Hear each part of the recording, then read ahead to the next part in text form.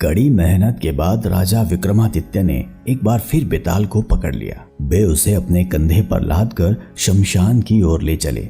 रास्ते में बेताल ने राजा को एक नई कहानी शुरू की और बेताल बोला, सालों पहले यमुना किनारे धर्मस्थल नाम का एक नगर हुआ करता था। वहां एक ब्राह्मण रहता था जिसका नाम गणपति था। उसकी एक सुंदर और गुणवान बेटी थी। जैसे ही उसकी शादी की उम्र हुई तो वो और उसका पूरा परिवार उसके लिए योग्य वर ढूंढने में लग गया। एक दिन ब्राह्मण किसी के घर पूजा करने के लिए गया और उसका बेटा भी पढ़ाई के लिए घर से बाहर चला गया। उस समय घर में ब्राह्मण की बेटी और उसकी पत्नी ही थी। उसी वक्त एक ब्राह्मण लड़का उनके घर आता है। ब्राह्मण की पत्नी उस लड़के का अच्छे से सत्कार करती है और खाना खिलाती है। लड़के का स्वभाव ब्राह्मण की पत्नी को पसंद आता है और वो उससे अपनी बेटी की शादी का वादा कर देती है। उधर ब्राह्मण गणपति जिनके घर पूजा करने गया था, वहां भी वो एक ब्राह्मण लड़के से मिलता है और उससे अपनी बेटी की शादी करवाने का वचन दे देता है। ब्राह्मण का बेटा जहां पढ़ने गया था वो भी वहां एक लड़के से यही वादा कर देता है। कुछ देर बाद गणपति और उसका बेटा दोनों खुद से चुने हुए लड़के को लेकर घर पहुंचते हैं। दोनों घर में एक और ब्राह्मण लड़के को देखकर चौंक जाते हैं। अब सभी इस दुविधा में पड़ जाते हैं कि लड़की एक है और शादी का वादा तीनों ने अलग अलग लड़कों से कर दिया है। अब क्या होगा? लड़की का विवाह किससे करवाएंगे? इसी दुविधा के बीच पड़ोसी उनके घर खबर लेकर आता है कि उनकी बेटी को मोहल्ले में ही सांप ने काट लिया है। भागा भागा पूरा परिवार और तीनों ब्राह्मण लड़के लड़की के पास पहुंचते हैं, लेकिन तब तक लड़की की मौत हो जाती है। ये देखकर तीनों लड़के दुखी हो जाते हैं। कुछ देर बाद लड़की का परिवार और तीनों ब्राह्मण मिलकर उसका अंतिम संस्कार करते हैं। लड़की के क्रियाक्रम के बाद एक ब्राह्मण लड़का उसकी हड्डियां अपने साथ लेकर जंगल चला जाता है। दूसरा उसकी राख को इकट्ठा करके पोटली में बांधकर उसी शमशान घाट में झोंपड़ी बनाकर रहने लगता है। तीसरा शमशान घाट से निकलकर लड़की के गम में देश देश योगी बनकर घूमने लगता है। ऐसा होते होते कई साल गुजर गए।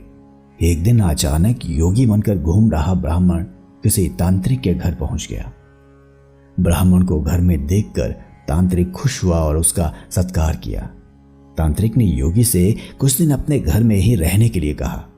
तांत्रिक की जिद देखकर योगी उनके घर में ही रुक गया। एक दिन तांत्रिक अपनी विद्या में बहुत लीन था और उसकी पत्नी सबके लिए खाना बना रही थी। उसी वक्त उनका बेटा रोने लगा और अपनी मां को परेशान करने लगा।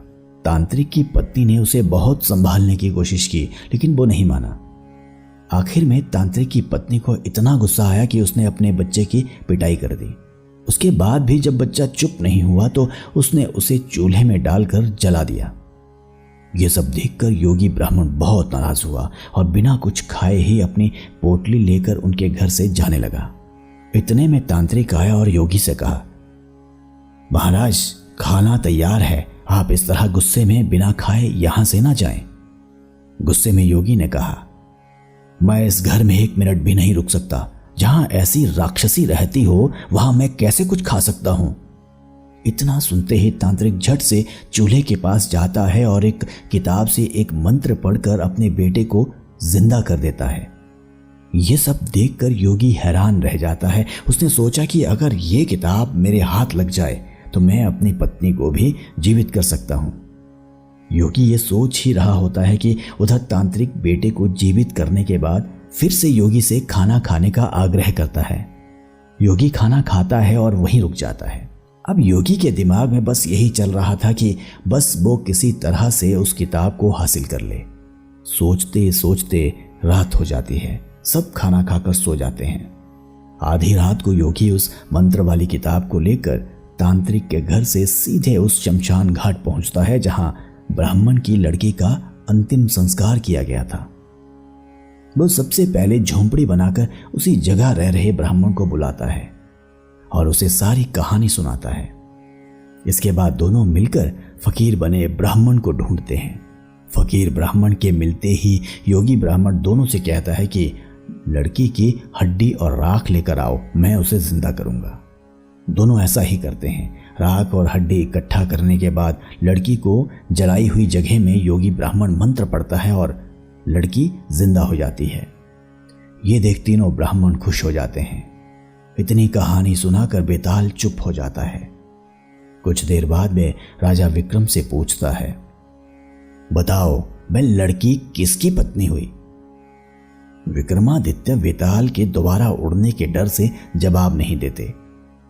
गुस्से में बेताल कहता है, देखो अगर तुम जवाब पता होते हुए भी नहीं दोगे तो मैं तुम्हारी गर्दन काट दूंगा। जल्दी से जवाब दो। इतना सुनते ही राजा बोलते हैं, सुनो बेताल, जो ब्राह्मण शमशान में कुटिया बनाकर रह रहा था वो उसकी पत्नी हुई। बेताल पूछता है, कैसे? तब विक्रमादित्य जवाब देते हैं, जो हड्डी चुनकर फकीर बन गया वो उसका बेटा हुआ। जिसने तांत्रिक विद्या से उसे जीवित किया वो उसके पिता समान हुआ, और जो उसकी राख के साथ जीवन जी रहा था वो ही उसका पति हुआ। जवाब सुनते ही बेताल ने कहा, राजन तुमने बिल्कुल सही उत्तर दिया है, लेकिन शर्त के मुताबिक तुम्हें मुंह नहीं खोलना था, इसलिए मैं दोबारा उड़ रहा हूं। इतना कहकर बेताल दोबारा घने जंगल के किसी पेड़ में जाकर लटक जाता है और राजा विक्रम उसे पकड़ने के लिए उसके पीछे पीछे भागने लगता है। इस कहानी से हमें यह सीख मिलती है कि चतुराई और बुद्धि से बड़ी समस्या को हल किया जा सकता है।